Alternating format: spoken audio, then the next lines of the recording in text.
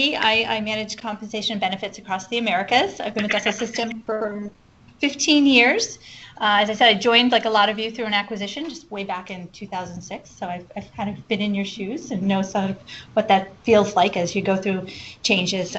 We've got a lot of great information to share with you today about some of the first steps we'll take towards joining Dental Systems around benefits, payroll, that kind of thing. On the phone as well, or on the Skype, is Colin Murphy on my team. He's based in Charlotte. I'm based here in Waltham. I guess with that, we'll jump in.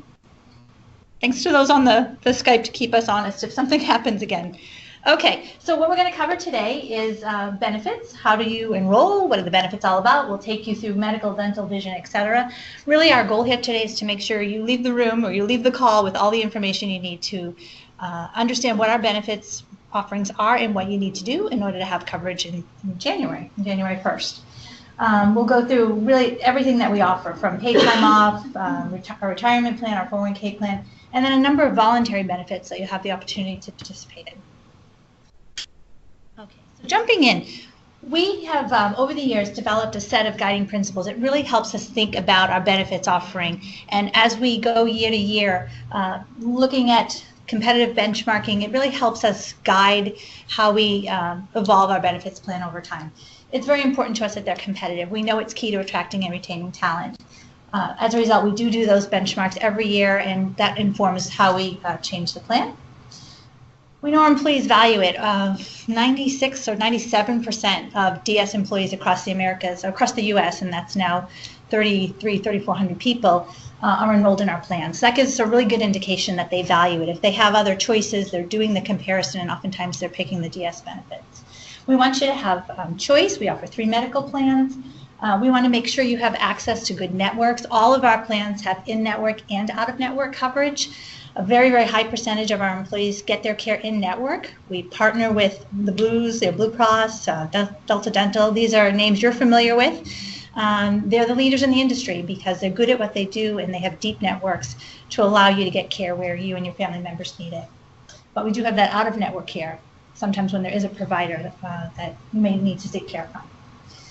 Our plans are self-funded. That's different when you get to a big company like this. That means that DS is literally paying every claim. So every doctor's visit, every flu shot, DS pays. So it really provides an opportunity for the employees in the company to partner strongly with that in terms of being advocates for your health care, which leads really into the culture of health. We feel very strongly around creating an environment where you have the opportunity to get your preventive care at no cost. A lot of that's through the Affordable Care Act, but other places in our plan you'll see there's no co-pays for an eye exam. There's no cost for a routine dental care, because we really believe that if you and your family members work with us on staying on top of your health, we can avoid expenses and illnesses down the road. And that's probably the main thing. So you'll see sort of this culture of wellness theme come out as we go through the presentation. So some nuts and bolts. Who's eligible? Everyone who works at least 20 hours a week. We cover spouses and domestic partners and dependent children up until the month in which they turn age 26. Again, all through the Affordable Care Act in terms of that goes. If you are enrolling a domestic partner, just be aware that there is a domestic partner affidavit. We partner with ADP. That's our 3DS Benefit Center. They'll send you that, so don't worry about forms or things to fill out. They'll all proactively reach out to you on that. So again, thinking really carefully about what you select in the coming weeks, because these are going to be your benefits for all of 2018, unless you have what's called a qualifying event. So these are things you're probably familiar with too. If any of these things happen, you have within 30 days to make changes as a result. And this is our time every year for open enrollment. So October, November, employees are making their elections, and then they take effect the next January.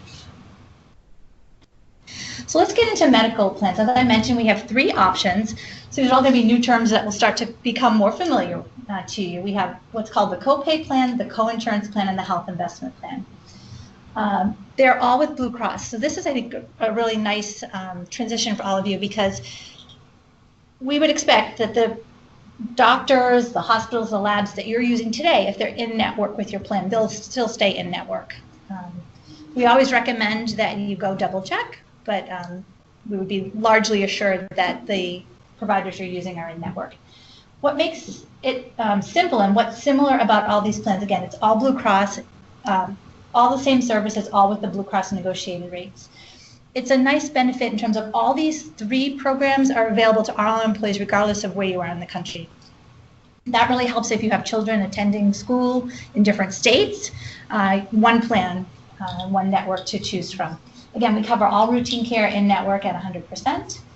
We have a benefit called telehealth through Amwell. It's something we launched last year, a nice kind of convenient way for you to get care. This is the, I have a sore throat, or I think I have an ear infection. There's a lot nowadays that can be diagnosed actually over, a tablet or from the computer. And as a result, these visits are at a much lower cost. And we'll share the details on that a little bit later. But something new that's really in the industry, gaining a lot of popularity, and even within our employees, we've had over 100 employees already take advantage of the telehealth visits. And I think, as you probably have today, because it's pretty standard in the Blue Cross offering a gym membership or through a weight loss program up to $150 per household reimbursed each year. So then what's different? What's different is really around how you access healthcare and how you pay for it. One of the plans has a larger amount that comes out of your paycheck and less perhaps at point of service. The other 2 plans have a lower amount at paycheck, but you may have costs at the point of service, a deductible or co-insurance, and I'll get into more details about that.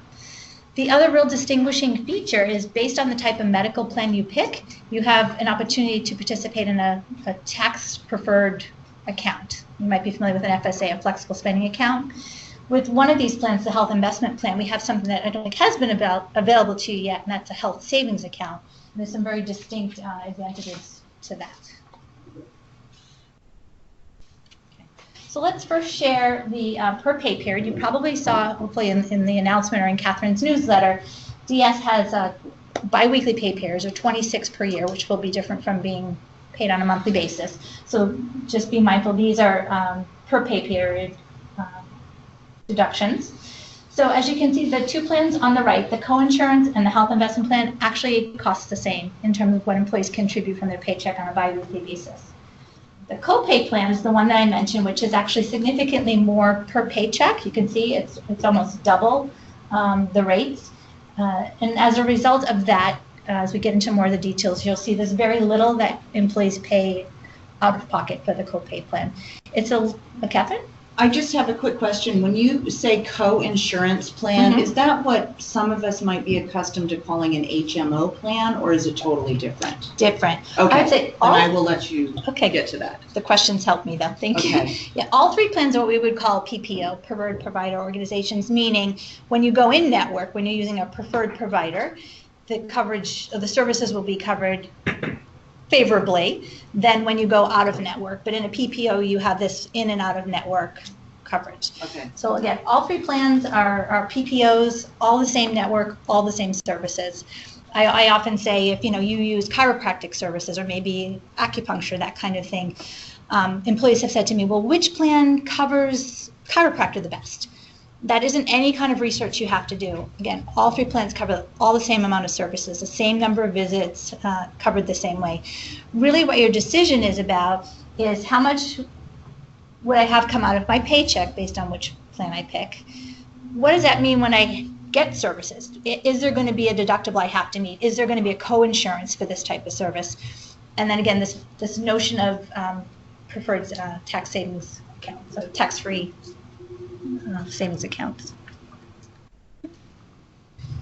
Okay, so again, each slide sort of gets us a little deeper to this discussion about the 3 medical plans.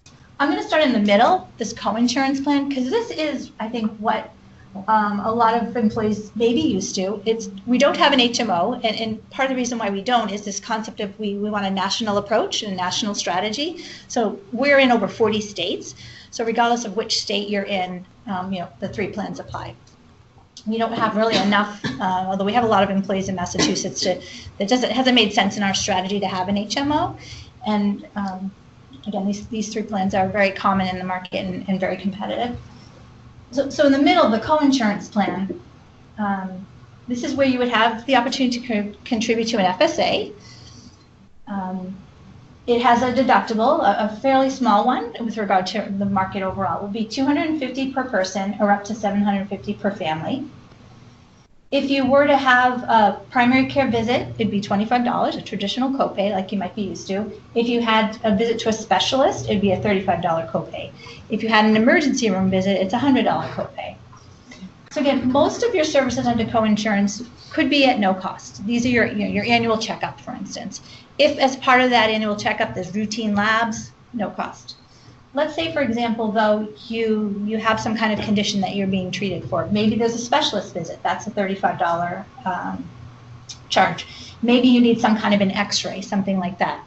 You would first meet the deductible, so you pay up to $250, and then after that, you would pay 10% of any charge. So let's say an x-ray of $300, you'd first pay the $250, then that balance of $50, you'd pay 10% of that, or $5. So this is a combination of, there are copays for some services, and then there's coinsurance for some services. And again, it's 10% after the deductible, which again is pretty good. Most plans are usually at a 20%, so I think it's a differentiator for us in DS and how we design our plan. Okay, questions there before I go into the other two? Okay. So then let's go over to the copay plan. This is the one where I mentioned, as you saw, it's almost double the amount that you would pay out of your paycheck. I think some of our employees, it's a legacy plan. It's something we've had since 2010, and employees perceive that it fits for them, it works for them.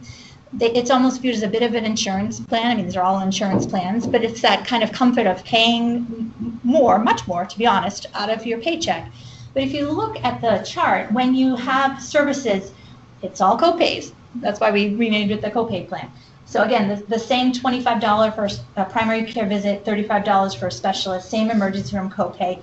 But these kinds of MRIs or scans would be at a $30 copay. And then there would be no charge for any lab work, x-rays, or hospital visits. So generally, folks on the copay plan are paying their copay, but if they have any kind of lab work, they're just paying a copay. If they have an inpatient stay, maybe they're in the hospital for a few weeks, they don't see a bill. They'll never see a bill for those services, right? Because it's all going to be covered.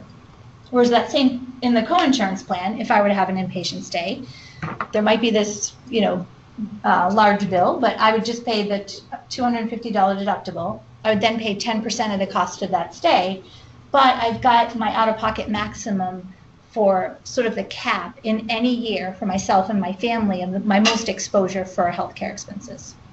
Okay. All of the plans have out-of-pocket maximums, which you can see there as well. Okay. The third one, and the one we'll probably spend just a little more time on because for most of you, could be very different and new. It works a lot like the coinsurance plan in that it has a deductible. You can see it has a much higher deductible, $1,350 if you're just enrolling for yourself, $2,700 if you're enrolling for any of your family members, whether that's you and a spouse or you and your children or a full family. It has an out-of-pocket max as well. But you don't see really any copays. I'll talk a little bit more when we get to prescription drugs, but really what you see is this concept of coinsurance.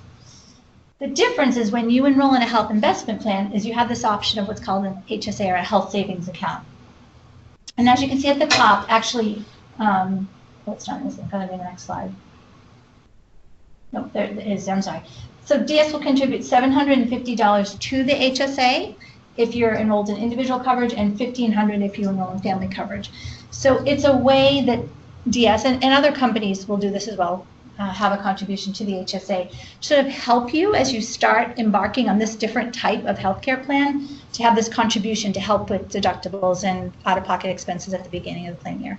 Is that per year you'll make that contribution to the health savings account? Yep. Okay. Every year. We do it in January. Again, DS deposits it's all up front. Some companies choose to deposit over the year, but our approach and strategy is for you to have that money available to you. So in the health investment plan, let's go back to that same thing. May I ask a question?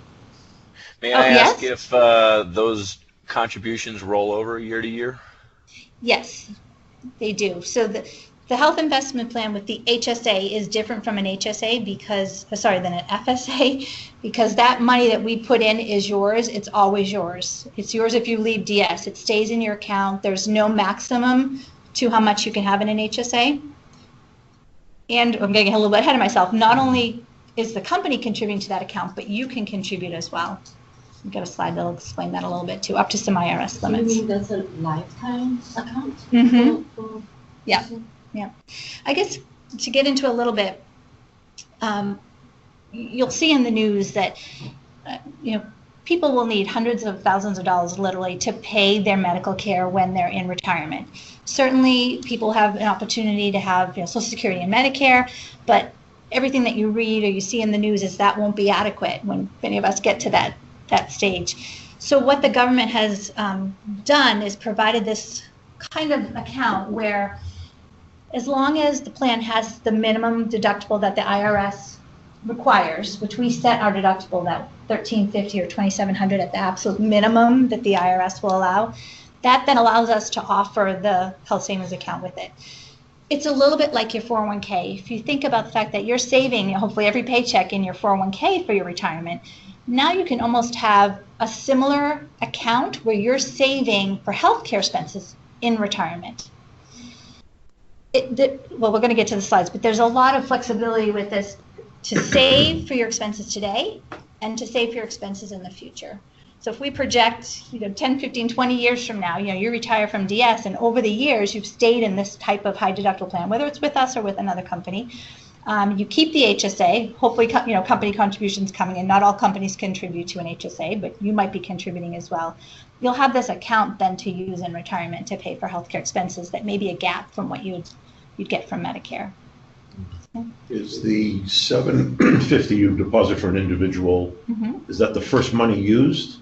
So we're talking about rollover, but don't we decrement the $750 every time I go to the doctor? That's up to you. So the money can sit there, and you get a bill from the doctor for $90. Maybe that you're now paying the full cost of that visit, and it's $90, $100. You might say, I'd kind of like to let this money sit and grow, because like a 401k, you can invest it in mutual funds over time. So there's another retirement savings element to it. And you might say, I've got the cash flow right now. I'm going to pay that bill myself. So you can pay the bill yourself. You could pay it through Health Equity, who's our HSA provider. You go online and you make the payment that way. You can use an HSA debit card and pay it that way. So it becomes one extreme is I leave that money and I never touch it. Mm-hmm. The other says I use it right away because it's your money, not mine. Yep. Okay.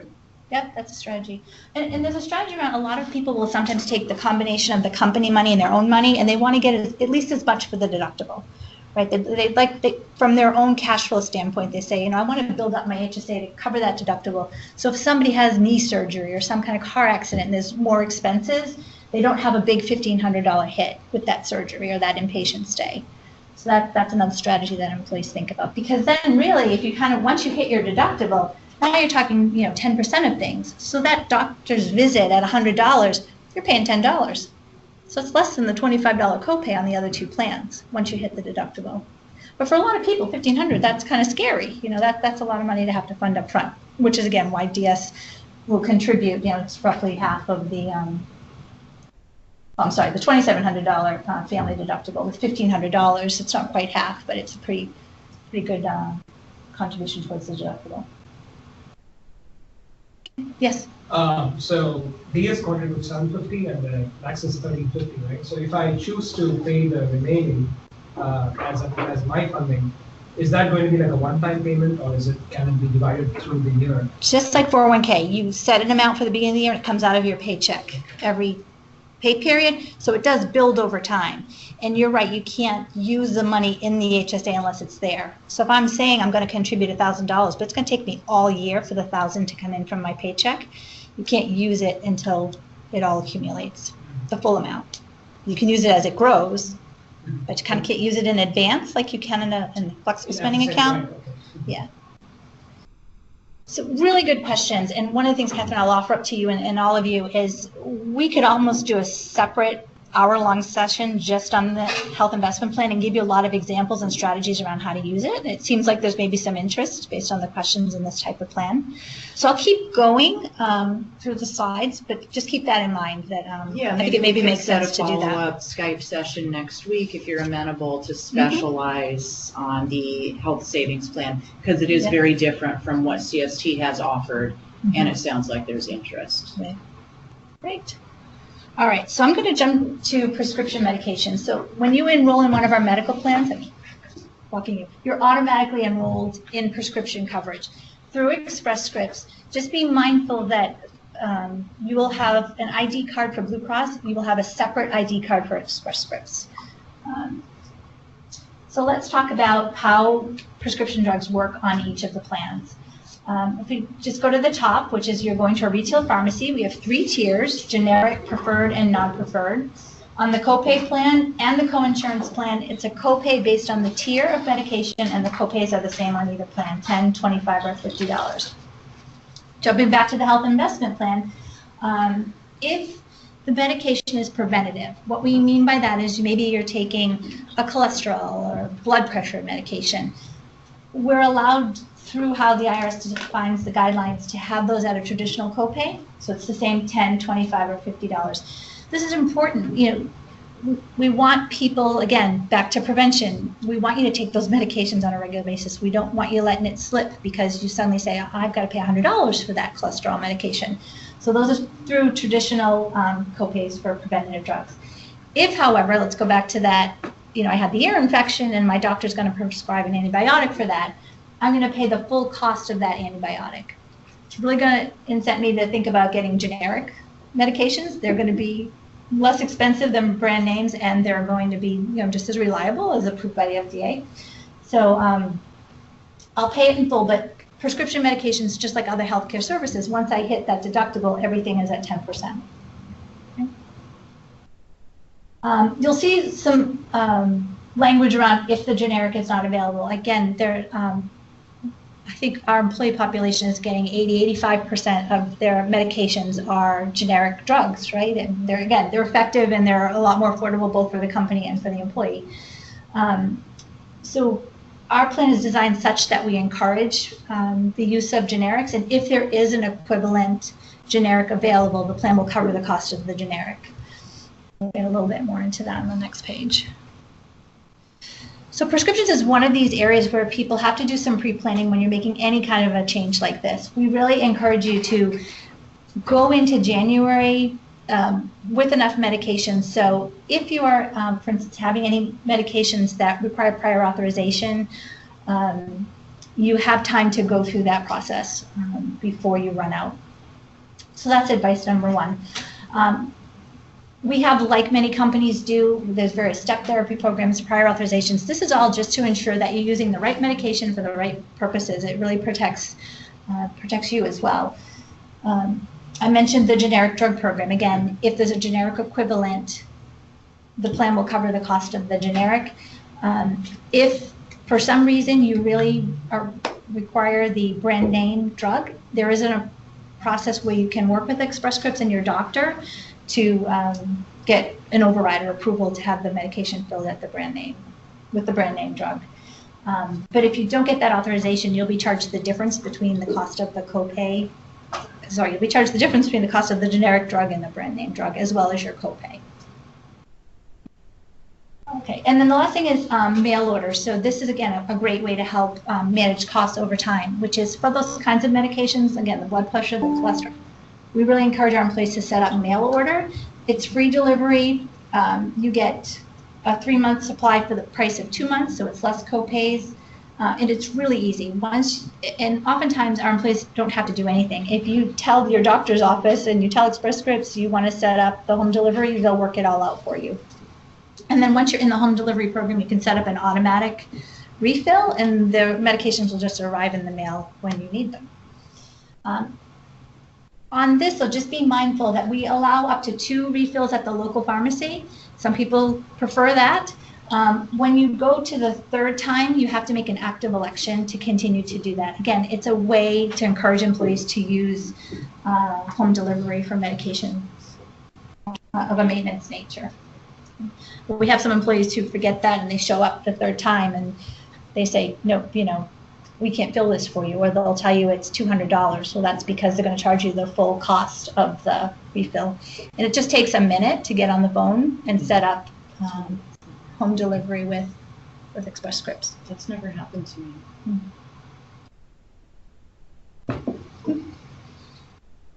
Okay. So we've been talking about the flexible spending accounts. Many of you are probably familiar with the healthcare FSA. So these are eligible healthcare expenses based on a list that the IRS sets up. These can be deductibles, co-insurance, co-pays.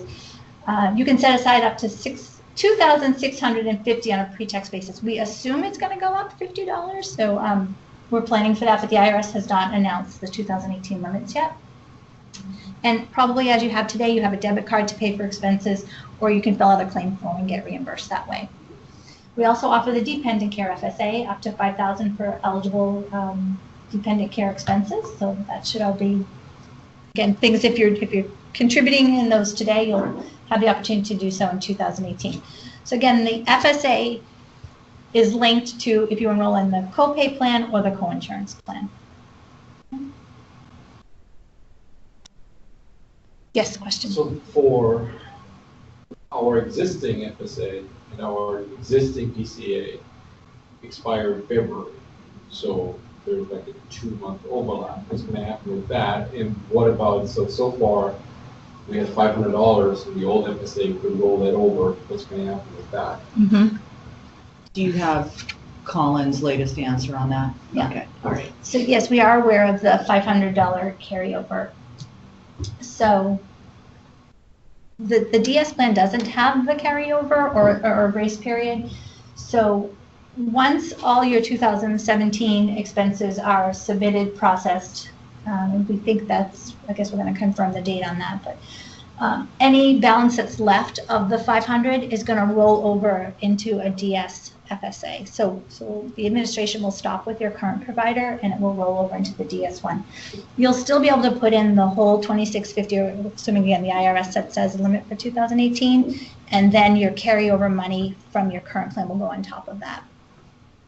And you'll have through the end of 18 to use that. Okay. Again, I think, hopefully you'll all use it. That's probably the easiest. We'll encourage all of you to hopefully have eligible FSA expenses and use those funds up. But we do have a plan in place if there's any money left over so you don't lose it. But again, just be mindful in the DS plan, there isn't that carryover feature.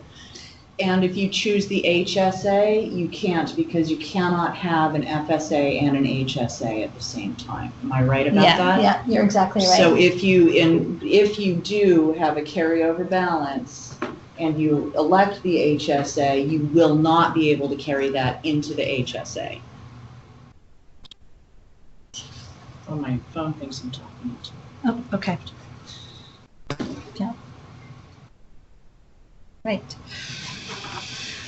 I'm going to jump back then to the HSA. Again, when you enroll in the health investment plan, you'll automatically have an HSA set up for you, and the DS money will be deposited in January.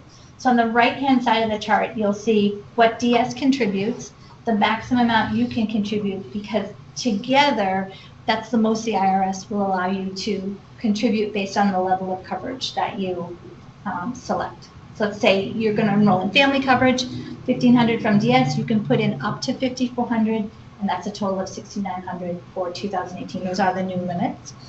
And you'll see on a note, if you're 55 or over, there's an additional $1,000 that can be deposited, or you can elect to have an additional $1,000 go in, again, over successive pay periods. So again, thinking back to 401k with the catch-up contribution idea, at a certain age, you can actually, your limit's a little higher. That's been carried over here. The difference is it's age 50 for the FSA catch-up, and it's age 55 here to have the opportunity to put the extra $1,000 in. So this is really kind of getting into a little bit of what the magic of an HSA is. The money goes in tax-free. So anything that you contribute is on a pre-tax basis, like a 401k. You use this money for qualified healthcare expenses. It's the same list of eligible expenses that you're used to from an FSA, same list. And then that money can grow in your HSA with interest. This is some of the real advantages of it. We've already hit on some of them. There's no forfeiture of this money. There's no use it or lose it. You always keep the money.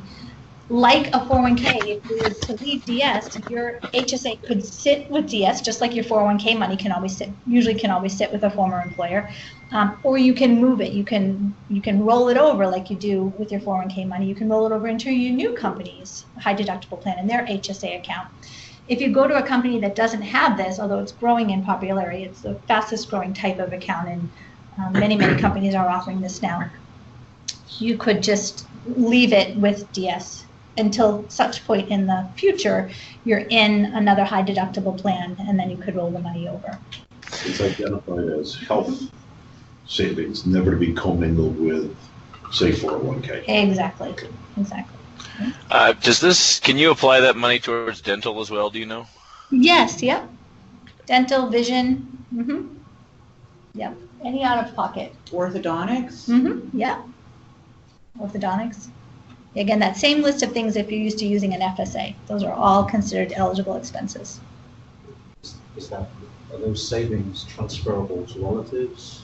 Something happens, Yeah, for sure. We'll encourage you to. The question. Yeah, the question is around, is it transferable for relatives?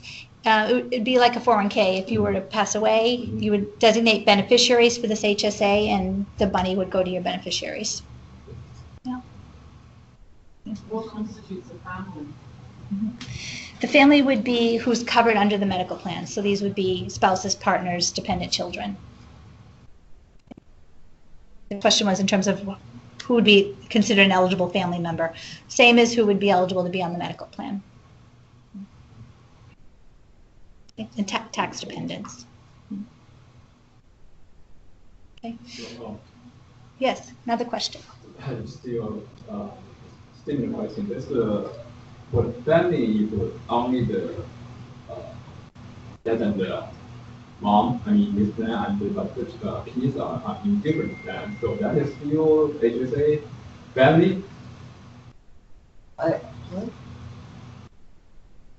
If your family, parents are in this HSA plan, No. covered, and but the kids are in different plans, then that's from 3 days. That's still. The company contribution is still considered and the family contribution. Yeah, I think I get the question. So we're talking about perhaps you may enroll yourself as individual coverage on the DS plan, but maybe a spouse or children are on a spouse's employer's plan, and you're wondering, Yes. Okay, so in that case, only you would be eligible for the HSA, and your medical expenses could be covered under the HSA. You have to be on a high deductible plan to have the HSA and to be able to claim expenses and save for expenses under the HSA. So I couldn't say have my son on my husband's plan and try to claim orthodontia expenses through money I put in the HSA as myself and my individual coverage. So there's really a line. There's a line of you're in a high deductible plan, you have the HSA for the expenses of the people covered by the high deductible plan.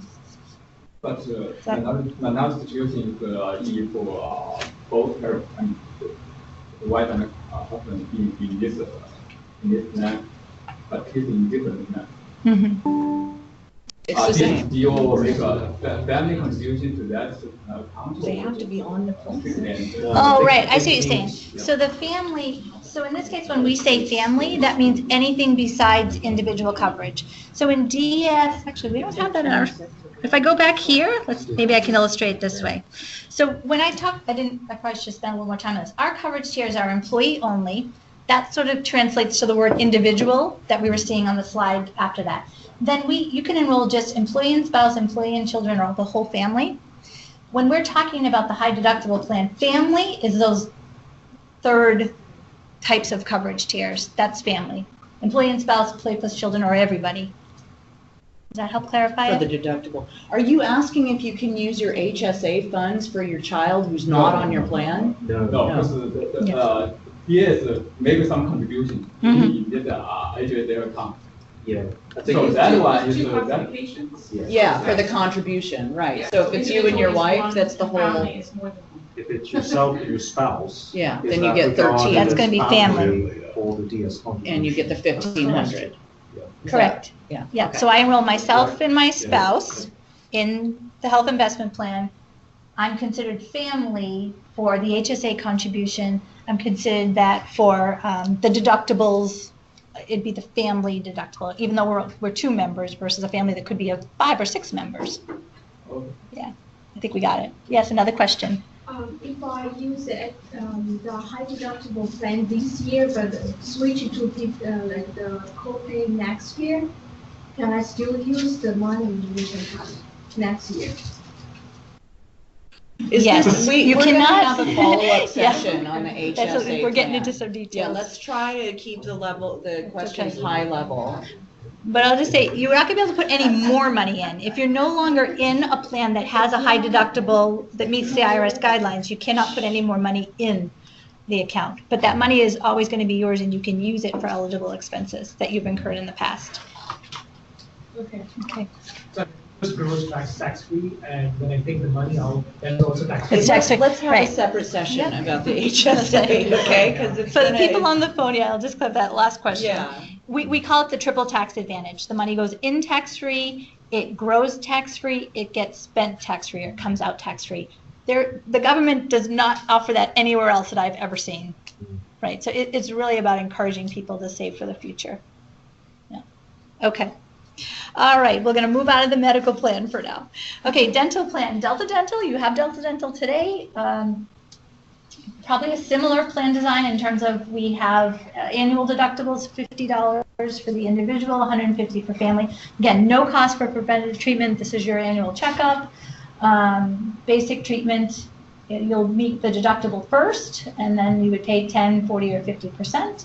And calendar year maximum of $2,000. I think that's a little higher than you might have today. And orthodontic lifetime maximum of $2,000 for adults and children. And then you can see the costs. So all 3 of our coverages, medical, dental, vision, you enroll in them individually. You can enroll in medical, not in dental. You can enroll in medical and vision, etc. And you can change the coverage tiers. So you may need family for medical, but your family are 2 9-month-old twins. You may not need dental or vision yet. Right, so you could, in subsequent open enrollments, add dental, add vision as your family needs change. Okay. And a rollover, just to quickly mention a nice rollover feature. We really encourage, again, preventative care, but this is something within Delta's design. As long as you receive that 1 annual checkup, you have the opportunity for $600 to roll over annually up to a max of $1,500. This is, again, you're great. You're just getting your 2 cleanings a year, no problems. All of a sudden, I don't know, you need a root canal or an implant or something like that. You'd have some opportunity to go beyond the lifetime max through this rollover money from not having used it in previous plans. It's kind of a nice feature. Visions with BSP. Again, you can see the cost on the right-hand side based on the coverage tier that you elect per pay period. No cost for an exam. BSP has a really strong, large network, so we really encourage you to stay in network here. Co-pays for lenses, frames, contact lenses. Pretty straightforward on that. Short on time. So now we're going to get into some of the things that are fully paid by DS. So these aren't things you'll be thinking about whether or not you're electing them or not. But we'll take some time to go through them. So short-term disability, we pay 100% of base salary for the first 7 weeks of a disability. After that, it drops down to 66 2/3. If you had an illness that extended past 13 weeks, long-term disability would kick in. That is the same 66 2/3 of the previous 6 weeks of short-term disability, but the formula changes to on-target earnings. So that might be a new term for some of you, but base salary plus your target incentive or your variable added together is what we would call on-target earnings. And long-term disability is based on on-target earnings up to $15,000 per month. Okay, life insurance, the company provides 1.5 times on-target earnings, again, so your base plus your target incentive up to a maximum of $1 million, as well as accidental death and dismemberment insurance. Then you have the option to elect additional coverage if you wish. Increments of $25,000 up to a max of $500,000. The Up to 250,000 is without evidence of insurability, so that's, no questions asked, no medical tests, blood work, anything like that. But any optional life insurance above 250,000 would be subject to that evidence of insurability. You can add optional AD&D for yourself as well, and there's the option to add dependent life insurance. This is spouses, partners, children. In order to elect optional life insurance for them, you have to elect some for yourself. That's just how the life insurance plans are typically designed. When you log into the open enrollment tool, you will see all the rates for the optional life insurance, and you can sort of play around with the incremental amounts and then what the cost would be. Gives you a chance to compare with maybe life insurance you have, or policies external to the company. Okay. So vacation time is a little different formula than what you have today. It's based on increments of tenure. 5 years, it's 15 days. 5 to 15, it's 20. And once you hit your 15-year service milestone, it's 25. Obviously, all the service you have with CST carries over and is calculated into your tenure with the system. And then we have 8 designated company holidays, 4 floating, 10 sick days. Our carryover is the same as you have today, other than the state of California, so it's up to 5 days from one year to the next. We really have a strong culture of we work hard, right? We all have demanding jobs. We want our employees to take their vacation time. It's a benefit. It's time for you to spend with your family, relax, rejuvenate, have fun. So as a result, we just have 5 days of carryover, because at the same time, we acknowledge, you might have a wedding coming up and you have to take an extended honeymoon, and you can plan that 5 days of carryover into another year. Sick time, we've expanded the definition of that over time. It's not just for your own illness. It can be a really pretty extensive list of family members, grandparents, parents, aunts, uncles. You'll see in the handbook, I hope I didn't misquote, but in the handbook it will show you all of the eligible family members. This is just something that's kind of happening generally in the legislation, but DS, we like to be proactive and pick up on these kinds of trends. We want, again, for you to have that flexibility to meet your family needs through this additional sick time. Your vacation accrues each pay period, but you do have the option to use it up front. You can go negative, as we say, in your vacation balance. You just obviously can't take more than you're going to accrue over the course of the year. And if you're in California, the vacation balance caps at 1.75 times the annual accrual, and that's just so that we can align with the state regulations. The holidays, these are pretty much the core. When you do all the benchmarking, the core sort of 8 holidays that most technology companies offer. We appreciate we're a global company. We're serving customers worldwide. We try to keep all of the offices closed on the same days, a minimum number of days. But we do allow 4 floating holidays for the total of 12 to allow you to observe other days, whether Martin Luther King Day or your birthday or any kind of other religious holidays. Those 4 days are at your discretion to take as you wish. So just to clarify, the floating holidays at Dassault Systems can be taken on any day. It doesn't have to correlate with a particular calendar of designated holidays. Correct. Okay. Right. So they're just vacation days that don't roll from year to year, basically. Right. Okay. Mm-hmm. Yeah. We have a parental leave benefit. So the birth parent has 6 weeks of paid leave. That would be on top of short-term disability or on top of any state parental leave. And the non-birth parent has 2 weeks of paid time off. They need to be taken in full weeks, but some of the parents may take a week at the time of the birth, and then they may take a week later because there's family members coming in and they want to spend some time with the new family. That's flexible for you to determine. Okay, so 401k, this is another area of transition. We have a 401k plan that's administered through Fidelity, and you can contribute both pre-tax as well as Roth after tax. That's your choice. These are the 2017 limits. The 2018 limits are not out yet. We match 50 cents on the dollar up to the first 8%. That nets to a 4% match. So it's, I know your plan today is dollar for dollar, I think, for the first 3% and then 50 cents on the next 2. So it's just, we both have the same 4% match. It's just a different way to get there, right? At DS, you need to contribute 8% to get to the 4% match, whereas today you would contribute, I think, 5% to get the 4% match. So clearly acknowledge that that's a difference. In the net, though, you have the same opportunity for a company match. We do have a vesting schedule. Really what you have today is called a safe harbor plan, which is very common in smaller companies. And as a result of that plan design, the company contributions are immediately vested. What you're seeing here is much more typical of a larger company that has a vesting schedule attached to it. Ours is 4 years, 25% a year over those 4 years. Does the service with CST count towards the vesting schedule? Yes. Okay. Yeah, you'll always carry your tenure over, and any tenure-related benefits it will apply. So if you have 4 years of service with CST already, company contributions from DSO into the plan will be fully vested from day one. Correct. Okay. Correct. And this vesting schedule, of course, does not apply to any of your CST funds. Right? Those are Separate fully plan. vested. So this is just Got it. contributions starting on January 1st. I've got a question about that as well.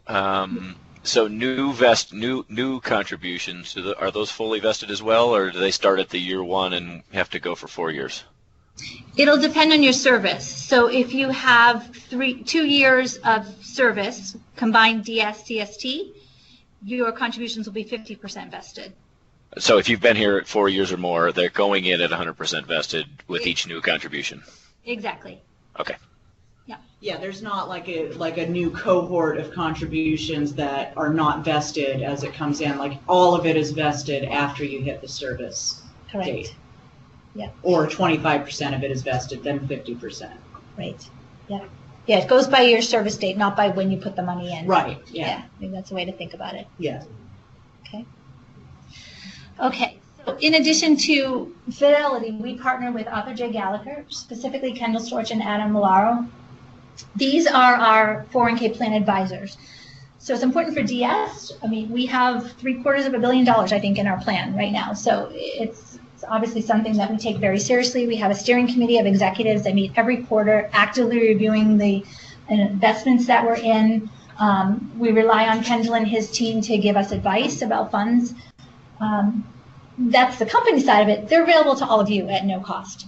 So you'll get an opportunity. We'll have webinars. I think Kendall is going to do a presentation here in early November, is what the plan is. Yeah. Is he local? Yes. Okay. Yeah, he's in then Wellesley, I think the plan is that Kendall will come and do an information session after we've done open enrollment on the medical and dental and vision. Okay. So you'll get the chance to meet him. He'll give you a lot more information about the plan and the transition. But just remember that he's available to you throughout the year, as many times as you want. He knows many of our DS employees by name. He talks to them on a quarterly basis. They look at how the account is doing. Oh, you just got married. Oh, you're 5 years away from retirement. Let's look at your mix. Let's look at the funds that you're in. Should we be adjusting them? And he's available at no charge to do that as often as you like. But you'll get a chance to meet him as well. Just to be point out a couple things again, there'll be a lot more detailed meeting. But what this is it's a plan-to-plan transfer, which means all of your money, all the assets of the CST 401k account will at some point transition into DS. That takes time. We have to work with your current provider, work with Fidelity, and figure out the schedule to do that. For sure, when you have your first paycheck on the DS payroll in January, what you elect for 401k contribution will start coming out of your paycheck and going into the DS account. Your CST money will sit, it'll continue to be invested in the market until such point as we can schedule that plan-to-plan transfer. So there's no, I'll just be frank, there's no option for you to say, well, I don't want my money to come into the DS plan. Can I roll it out and put it into an IRA or something else? We're required under the regulations to do this plan-to-plan transfer. All your balances will come into the DS plan. Okay. So now jump into some of the voluntary benefits. Sorry, so Oh, sure. Are there any IRA options? So, for 401k company? No, it would just be all mutual funds in terms of your money will. What will happen is. Roth IRA, or do you have any? Not Roth 401k. We have the Roth 401k, but when I think of an IRA, I think of an individual retirement account that you could do with Fidelity, but it would be outside of DS. It'd be like the plan options that we have now. Yeah. Okay. It's a Roth 401k. Roth 401k. It's not an IRA. No, right. Yeah. That's Yeah. right. Yeah. Yeah, Pre-tax and post-tax. Exactly. Yeah, we offer both. Both. Yes. just maybe if you could go back one slide. So, obviously, so we're switching from American funds to Liberty Mutual. So the Fidelity. Fidelity, I'm sorry, yes, Fidelity. So the American funds that we have right now, they won't be available anymore, right? So we do have to rededicate the money? Yeah. Okay, and that will happen between January, at the date of the merger? February or March-ish. Yeah, in case. If we don't act, it's gonna go into cash, the cash equivalent? Nope. No. So that's part of what Kendall's already starting or is about to start. So he's looking at your fund lineup today. He's mapping them over to the most equivalent type of fund, large cap, small cap, mid, etc. And then he'll share that with all of you, as well as talk you through all the offerings. Your money will come over with that mapping. Once it's in the account, if you prefer something different, you can change it. So the mapping will happen automatically and you'll decide, but your new money that you'll start electing in January, you will pick the funds that you want it to go in. So it might take 2 steps to perhaps get all of your money invested in the accounts as you wish. So we don't need to do anything about the old. Right, it's all going to happen. It's all done so we can adjust. Right, so the question is, do employees have to do anything with the transfer note? No forms, no elections, no. Just You will have to enroll, if you want the new plan, of course, you have to enroll, so you Yeah. don't have to. Yeah, and that's really important. Whatever you're contributing today won't automatically roll over. You'll have to elect that for that first paycheck in January. I mean, But into a that's- larger pool, probably you think the investment costs are lower? Good, so, yeah, CST plan? David's asking about if we're getting any sense, and indications are already yes, that the funds are at lower costs. Yeah, so it should be, I think there'll be more types of funds available and at lower costs. There's choices, I mean, you can pick Yeah. funds that still have Sure, higher of fees, course, but yeah. there's the index funds Yeah, also. but that generally speaking, we probably can leverage. Yeah. It's totally true what you're bringing up, because again, we see it with our steering committee, when we reach certain levels, we're able to get into preferred Yeah. options at lower costs. The DS population has been experiencing that over the last 4 or 5 years. So it's the same fund, it's just a different share class, and that comes with lower fees. Okay, we offer a legal plan through Hyatt. Again, there'll be lots of information on our website if you wish to enroll in this. This is $9 per pay period, post-tax. Once you're in it for the year, though. I can tell you employees are doing it if they know they're going to sell a home and they have a real estate closing coming up. They need to get around to doing wills, for instance. These are examples of it. It's almost like having an attorney on retainer. You pay your $9 per pay period times 26. That'll tell you the amount you pay for the year. And then a large number of legal services are covered at no cost. Some of the ones I gave you, simple wills. I hate to use this one, but let's say a divorce, for instance.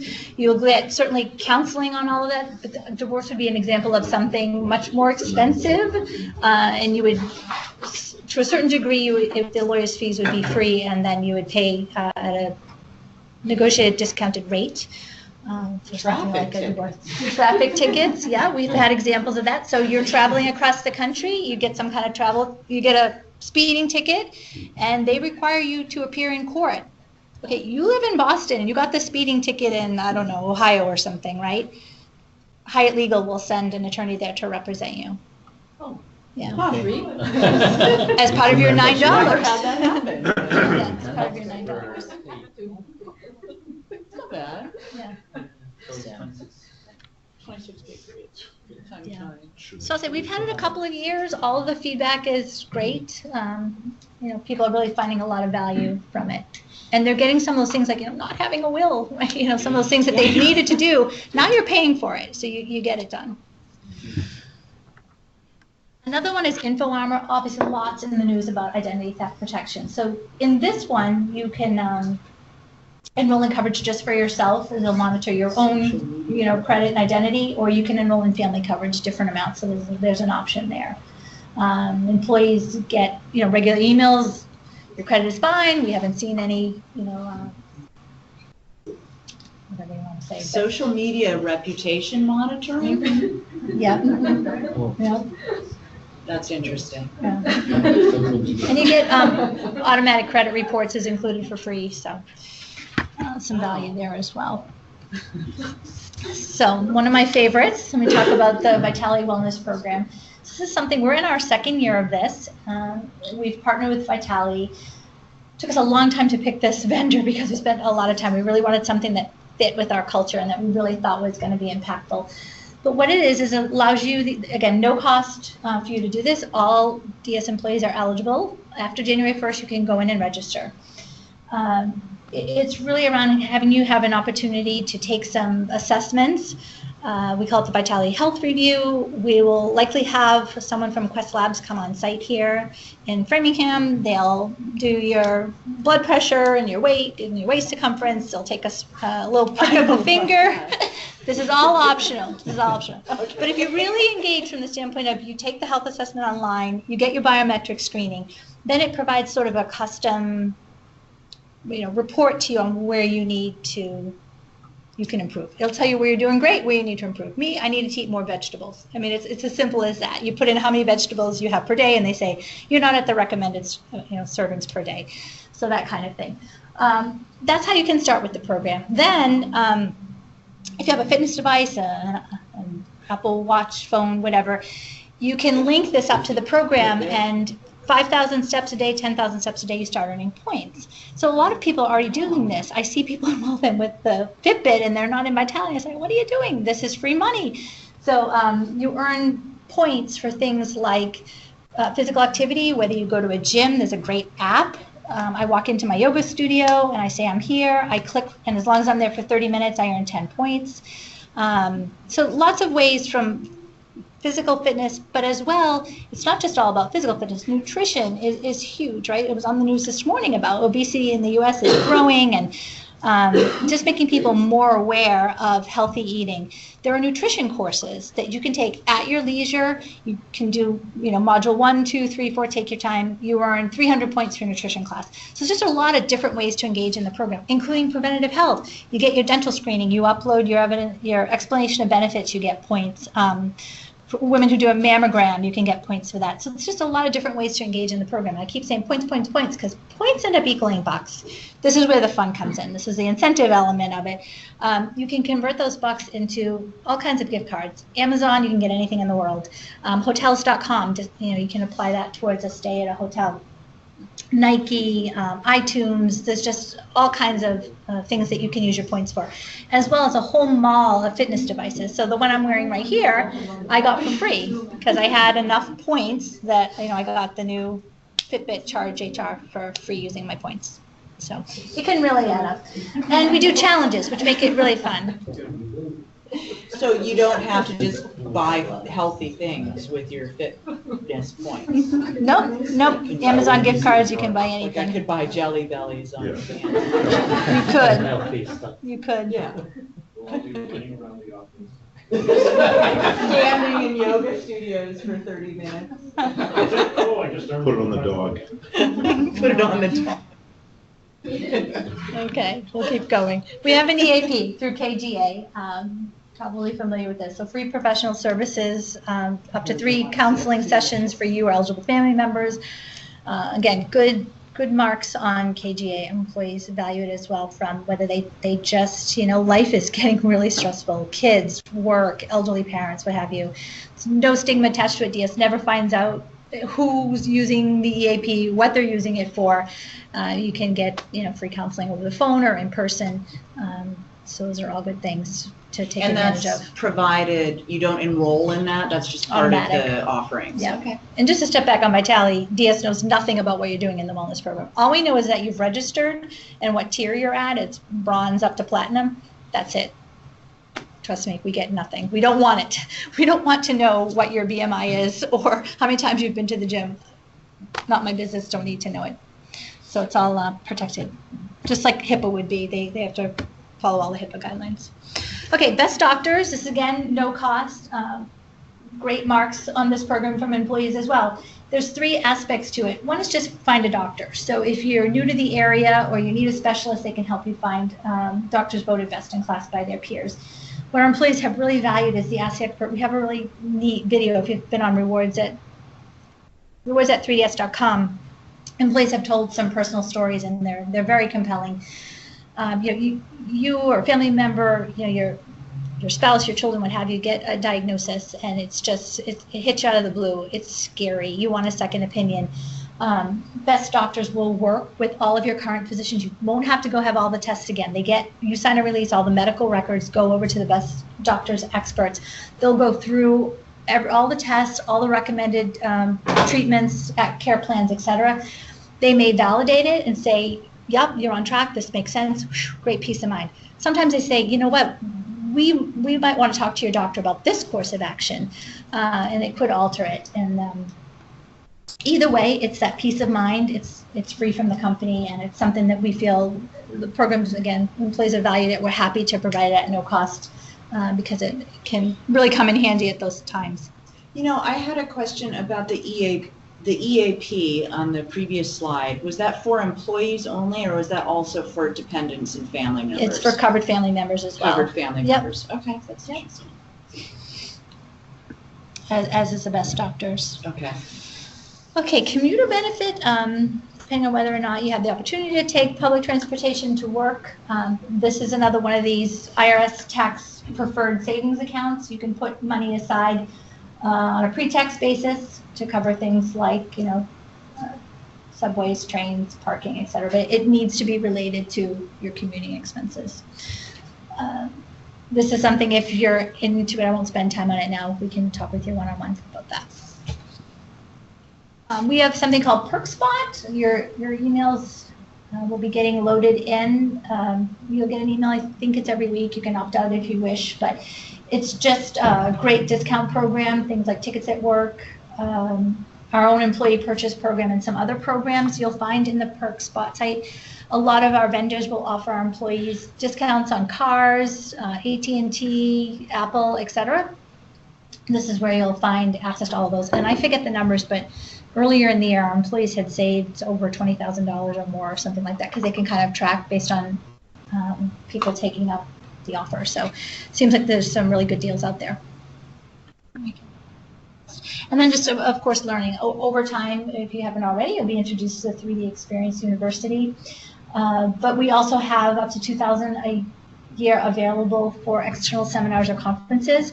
There's a lot on the university. So the first thing we'll do is, if you're talking with your manager about some learning that you'd like to pursue, you'll want to go to the university first and see if your needs can be met there. If not, perhaps an external seminar, or maybe even a formal degree program, which would be covered through the tuition reimbursement, which is up to $5,250 per year. Requires you to turn in your grades, a grade of B or better to be reimbursed. So several ways, you can access learning opportunities and grow your career. Okay, so this is the rewards at 3ds.com website. This is your go-to. It's not on the network. There's no password, so you can offer it to spouses, family members, to go out and learn about all the benefits. We'll be refreshing it early next week with specific content for 2018 related to open enrollment. We're obviously going to share this presentation with all of you as well. These rates, I'm sorry, they were the 2018 rates. Right. Okay. Yeah. So the copay, the co-insurance, and the health investment plan, the rates stayed the same. It's the first time we're having a really great experience with the plans. So if you looked at 2017, they're the same that I showed you. The copay plan did go up around 6%, depending on which tier of coverage. Somewhere between, I forget if it was $60 to a couple $100 a year. Mm-hmm. So even though it went up, it's overall pretty modest given the landscape of healthcare costs right now. So you'll enroll online through the ADP portal. This is the website to do that. And again, I won't go through it, but you have the option to do it online. You can also call the DS Benefit Center. You can call them to enroll. You have a baby and you want to add them as a dependent, you can do that through the tool, or you can do that over the phone. If you're having any trouble logging in for some reason, the Benefit Center will help you with that. So you're going to send this out, right? Yeah. And this is going to be available as January 1st. No. No, October 30th. The enrollment period. Yes, the open enrollment. Yeah, we've got a checklist of dates.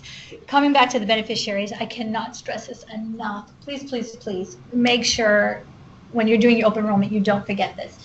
Unfortunately, you have to do it in 3 different places, and this will take different timings. But In the ADP tool, you'll add your beneficiaries for the company-provided life and AD&D and anything optionally you elect. If you go into the health investment plan, you'll want the beneficiary on the health savings account. That's within the health equity system. They're our HSA provider. And then your 401k beneficiary within the Fidelity system. And if I had one of my coworkers here, she could tell you some stories. It's heartbreaking that we have employees pass away with no beneficiaries and family members who could benefit from some of what these policies would pay out, and it is just locked up for a year or more. It's really sad. So please add your beneficiaries. Okay, so you've heard from Catherine's announcement. Benefits, coming on to DS benefits, links with DS payroll. So the system will change to ADP. We've talked about the pay frequency changing. So your last payroll was CST December 31st, first one with DS on January 4th. Again, we try to make this as easy and painless as possible. No forms to fill out, everything will happen automatically. But if you wish to make some changes as you think about, okay, I used to get paid monthly, now I'm going to get paid bi-weekly. Do you want to change your tax withholdings, direct deposit? We'll let you know where to get those forms. Be thinking about if you have any automatic payments that are timed to your monthly pay cycle, and now you have to think about timing them with a bi-weekly. So those are just some things to try and get ahead of.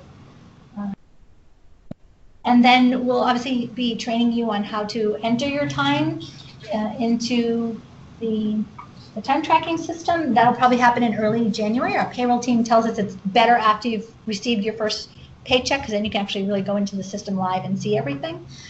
So that'll be something in January. So just on that note, so you said tax withholding forms, and then the period changes to biweekly. By now have a fixed amount of taxes versus a percentage. With every pay period, that would suddenly double per month. Is that right? Or? Well, your tax withholdings aren't necessarily a percentage or a flat amount. I think they're right? aren't they all going to have to do new W-4s? I mean, because we were told by the payroll team that they can map it directly. Yeah, because it goes by it goes by how many you claim 0 or 1. Right. So that just carries But additional people amount. can do additional withholding at a percentage or at a flat amount. Colin, was that you? Yes. So that is the one thing. So yes, if you are somebody that has elected to have an additional fixed dollar amount withheld from your paycheck, you'll undoubtedly want to make that change before that January 1st payroll. So that, again, if you were saying you were looking at a monthly amount and you wanted X amount additionally withheld, that would come out of a biweekly check and be significantly more than what you were expecting. Yeah. Okay. Yeah. So did everybody hear that? adjust So if you're having Yes. a specific amount, yes, If you have would go to a payroll. fixed dollar amount withholding from your payroll per pay period, you'll want to change that because there will be 26 instead of 12. Yeah. And if you want to figure out, like I looked at the calendar already, the first 3 payrolls are the 4th, the 17th, and then the 1st of February. So instead of getting one whole month on the 25th, you'll get more than one whole month, but it'll take 6 weeks to get there. It'll be February 1st when you get there. So take your annual salary, divide it by 26, do the math, and figure out what you need to change on your bill payment, and if there's anything that you need to change. You have plenty of time to do that because it's only October 13th today, but still you want to do it because it will be different. And then the third part of the integration is going to include several policies that we'll share with you to review and acknowledge. There'll be a letter just documenting confirming your biweekly pay rate. Obviously, there's no changes, but we'll just have all of that in there. And then several ethics and compliance policies which are listed. We're planning to launch that on November 13th or early that week. The idea is we first get you through the benefits enrollment, we'll share the various documents, and then ask you to acknowledge those by December 8th. We're still working out, we're hoping again to streamline this a little bit through either a DocuSign or more details to come on that, but we wanted to let you know it is part of what we'll be doing over the coming months and give you a rough idea of the time frame for that too. I'm curious, when we did the ethics and compliance training, did we not automatically sign off on the anti-corruption and code of business conduct, or is this additional? Because we did ethics and compliance training, and there were modules on that, right? Yeah. Yeah. So maybe it's just another signature on what we've already done. I don't know, but I was just wondering if that was the same. Yeah, If it's the check. same, then we just sign it again, I guess. Look into that. maybe practice it, but just with the vacation things changing, does that mean we'll move to a different tool, not Cave?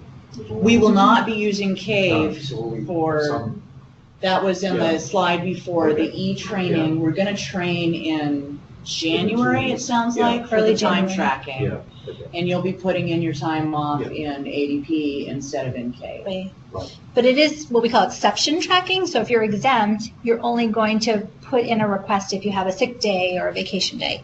You don't have to say, you know, okay, I was here all 5 days this week and all 5 days next Yeah, week. you would only do that if you're non-exempt, but your vacation time would go through ADP. Just a quick question on that. So we used to have this additional every year adding up to the account, but now since it's like a bracket of 5 years, so is that not valid anymore? Or Correct. okay. Right. No. Yeah.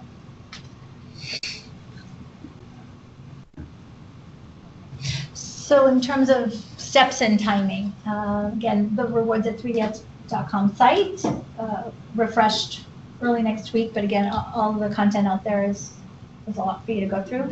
We did want to invite you all, if you're available on October 24th from 11 to 2 at the Waltham campus. All of our vendors will be there. It's an opportunity for you if you want to speak to anyone one-on-one, or just meet the vendors, pick up their various literature. You're welcome to do that. It's really fun. Like, if you guys have time, I don't know how reasonable it is to get out there, but benefits fairs are really, really fun. They give you all these, there's like samples of like the health foods, and they'll like take your, We usually have free chair massages. yeah, there's like, it's things like like that that. cool. So I I know it's short notice, but Right. Okay, and then starting on the 30th, which I think you have that date, that's when you can actually enroll. You'll be able to go into the ADP site and make your elections. That'll go through November 10th, so we strongly, strongly encourage you to take that time and really focus and get your elections in. The importance of that is then after the enrollment system closes, the files start to get audited and fed over. So that way you get a Blue Cross card, you get your Delta dental card, and you have those all before January 1st. Heaven forbid somebody is in the emergency room on January 2nd, right? You're in the systems and you have your card, you know your ID number. So that's really why we tie the timing pretty tightly on the open enrollment period. what happens if I just completely don't enroll in anything by November 10th? Yeah, if you don't enroll, I mean, you'll have no medical, dental, vision coverage. You'll automatically have everything that DS provides at no cost. But yeah, But no, okay. no. I guess more or less you could sort of say it's a passive enrollment. If you know now you don't want medical, dental, vision coverage, maybe you're getting it through a spouse, you literally wouldn't have to do Do anything. you have to do a waiver? Nope. Okay. No, but we would still really encourage everybody to go into the system and walk through the wizard. You have to set up your beneficiaries. So I take that back. You have to go in to the system because you have to set your beneficiaries up for your DS paid life and AD&D. So if we decide like not going the medical insurance, will company pay some? No? No, we don't have that feature. Yeah, the question was, is there some kind of payment if you don't enroll in our medical coverage? And the answer is no. We talked about the forms coming out that week of November 13th, the 401k presentation, and the Fidelity site becoming available in early December. Forms back December 8th, ID cards before, hopefully January 1st, and then your benefits take effect January 1st with that first payroll on January 4th. So wrapping up at least the formal part. Again, you'll have this presentation, so you'll have the benefits enrollment centers, so the DS Benefit Center's phone number, email address. Some of you maybe are familiar with the People Support tool. That's available to log questions in to around benefits, payroll, anything. Somebody will get back to you. There's a team of people monitoring that on a regular basis. And then this is the team. So you've got Colin on the phone, Linda on the team, primarily focuses on leaves. So if anybody's going to have a leave coming up or a baby being born, you'll likely interact with Linda. And then Carly rounds out our team in Waltham. She's been with us just a little shy of a year.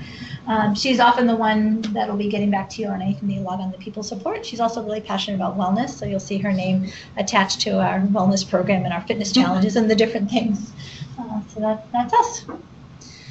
think that's, Can I email this presentation? Because I have it, I can email that now to the whole group. Yeah. Yeah, just I'll probably save it to PDF. Okay, I'll send out the PowerPoint after we wrap up here by. Or you can put it somewhere. I could put it somewhere, but I'll probably email it because I don't know where I would put it. Yeah. We'll post it on the 3DS website. It'll be out there. I don't know where to put it right now. There's not Is in there, one uh, place. Is there anybody that we could talk to, because the different health options a little bit complicated and try to understand, you know, do you offer any? Yeah. Is there any advisor or, you know? In terms of selecting the medical plan, Yeah. Colin, can I offer you up? Yeah, Colin is he's very knowledgeable and very happy to meet with you one-on-one and go through the medical plans. 'Cause that really is probably your biggest decision, and that's where there's the most complexity. Yes. And what you select is your plan for the whole year, so that's where you want to invest your time. Right. So I'd say a couple things. We'll work with Catherine to get a dedicated session on about the health investment plan. At the same time, we can add some things again more about the copay and the coinsurance and the similarities and differences and go a little deeper. So if you see an invitation, rest assured that yes, we may largely focus on the health investment plan, but we'll also cover the other two plans. And I also would like to offer, if anybody has any personal questions about the paid time off change in structure, please come to me because, you know, like Narayan's question about, wait, we didn't, you know, we're not having this accelerated schedule anymore. Just bring your questions to me and I can see if I can make it make sense. One of the slides had something called a cost estimator. Oh, thank you. Yes, thank you. I need you to do this for me. Right. Yes, Howie, you so we doing have the 1 o'clock session? Yes. Yeah. very, very important tool. We have what's called the medical plan cost estimator. It's on the website. You can use it now. Is it on the Workforce Now website or is on the It's on the rewards at 3DS? Rewards at 3ds.com. I think it might even be on that.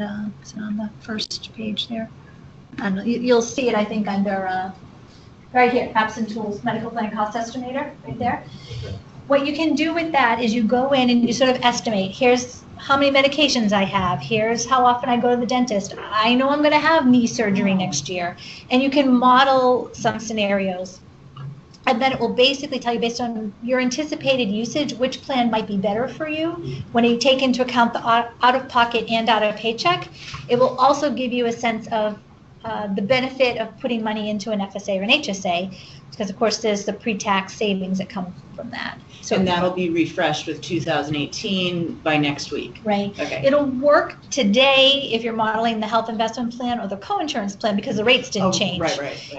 If you're then trying to compare it to that copay plan, it'll be based on the 2017 rates, which are lower, so you won't get a true comparison. But the cost estimator should be refreshed and up next week. So you'll see, you'll know, because you'll be in the 2017 version. When you see the 2018 version, you'll know it's got the new rates in. It is a little confusing, but we have to leave all the 2017 information up because we've got new hires who have to enroll in 2017 for the rest of the year. Mm-hmm. And at the same time, people are thinking about 2018. So just be careful that they know if you're looking at a 2017 or 18 document or tool. The numbers are close, so you showed 214, the 2017 was 202, so. For the family. Where was it? We'll get there. Sorry. These rates here, yeah. So the coinsurance and health investment plan, exactly right. The 2017 rates are the 2018 rates. So it might just be a difference of like a couple $100 a year at the most in the most expensive tier. I think it's up to this rate of $214.05 on the family on an annual basis. I think it's around $300 higher than it is in 2017, and I think on it's an annual basis. Annually, Yeah. and I think on the employee only it's about $60. So for new hires or hires interns, between now and or interns, you know, are there any qualification periods for any of the benefits, or are they immediately available? Yeah. And are there any restrictions for new hires, interns, or any? or temporary. Yeah, temporary, no, yes. you have to be a regular employee, Be a regular working a employee, minimum of okay. 20 hours a week. Yeah. Yeah, so interns usually aren't covered under the DS plan. But new hires joining, they immediately. Immediate coverage, yep, day one. Unless they're starting right now.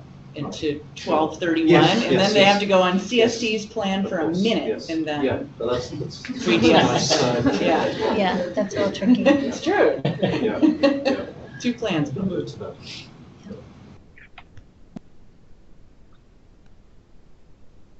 Was there anything else I forgot? Is there anybody on? Huh. Did I forget anything else? Is there anybody on the phone? Questions on the that has phone? Questions? Colin? Colin's my expert. Anything? Yeah. I need to cover? I think you gave a great overview. Again, the rewards at 3ds.com site will be updated for 2018 information. There'll be an open enrollment section. That should be opening up sometime next week, the week of the 16th. So that'll be available. That medical plan cost estimator as well should be available. We expect by the end of next week as well. Colin's just repeating that it'll all be available next week, the medical cost estimator. And anyone who's on the phone that, we're also having another identical session at 1 p.m. It's not going to be, we're not going to use the projector, so there shouldn't, it'll just be computer based. But if anybody wants to attend again or bring questions, they can attend. Maureen is also here, although I'm sure here she all has other things to do between, but she is available for questions and she's here all day in this room. So Yeah, no problem. This is Benefits Information Day. So I'm here. My calendar's clear. Colin's doing the afternoon session, so you'll hear it slightly differently. If you want to hear That's it right. again, no problem. there won't be any background noise. And because especially, we're all quietly at our computers. What's that, Colin? well, I was just going to say again, it had come up before. If people do have questions about medical and they want to get started, reach out to me at any time, and I'd be happy to go into more detail on an individual basis as well, beyond just perhaps a broader discussion on the health investment plan that we'll do as a group. Thank you. All right. All right. We Great. can We close can end the the call Skype then? session, We good yeah. on time? Great. Yeah. Thank you very much. Thank you. Thank you. All right, thanks. It's good.